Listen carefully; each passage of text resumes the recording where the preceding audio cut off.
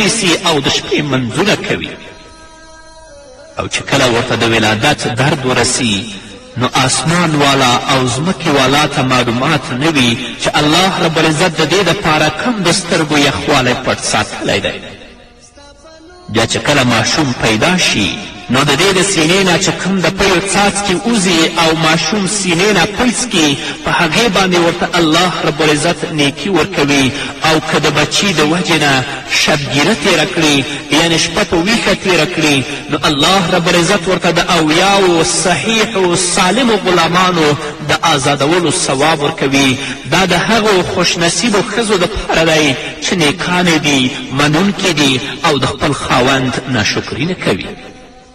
همدارنګه صاحب د کنز العمال د حضرت عبدالله ابن عمر رضی الله تعالی عنهما په روایت سره یو حدیث را نقل کړی.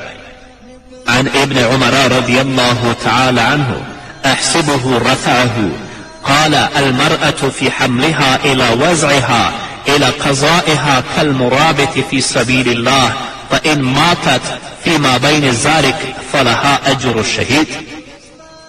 حضرت ابن عمر رضی الله تعالی عنهما نه مرفوع روایت دی چې نبی کریم صلی الله علیه وسلم وفرمیل زنانه ته د حمل نه د وضع د حمله پورې دومره ثواب الله ورکوي څومره چې د الله پاک په لاره کې د سرحد حفاظت کوونکي ته الله ورکوي او که د دې په منځ کې دا خور مړه شي نو د دې دپاره د شهید د ثواب برابر ثواب دی. ښځه الله رب العزت خصوصي توګه باندې د بچو د پیدایش پرورش او د تربیت دپاره پیدا کړې ده. الله رب العزت د دوی د خېټو نه پیغمبران اولیاء کرام او د الله رب العزت نیکان بندگان پیدا کړي دي.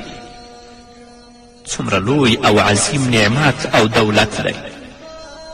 هغه مور ده چې د هغې د ګېډې نه پیغمبران پیدا شوي، هغه مور ده چې د هغې د ګېډې نه اولیاء کرام پیدا شوي، هغه مور ده چې د هغې د ګېډې نه علما پیدا شوي، هغه مور ده چې د هغې د ګېډې نه د الله رب العزت نیکان بندگان پیدا شوي. څومره لوی او عظیم نعمت او دولت دی.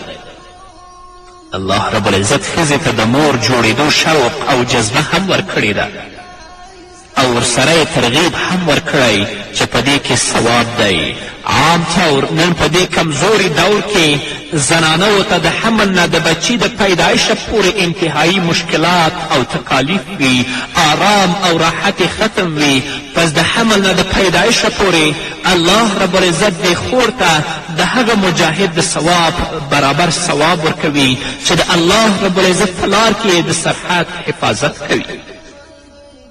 څومره لوی فضل د الله رب العزت دی چې دنیوي نعمت او ورسره د آخرت دومره قدر ثواب.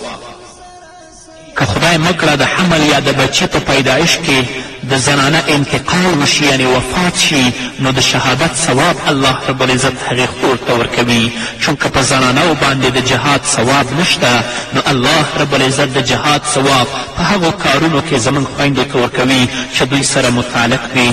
نن سبا زموږ خویندې یېرېږي د بچي پیدا کېدل د مشقت او تکلیف باعث ګڼي، خو هغوی د دنیا د فوائدو او د آخرت د ثوابونو ته هم وګوري چې الله رب العزت څومره ثواب ورکوي دوی ته.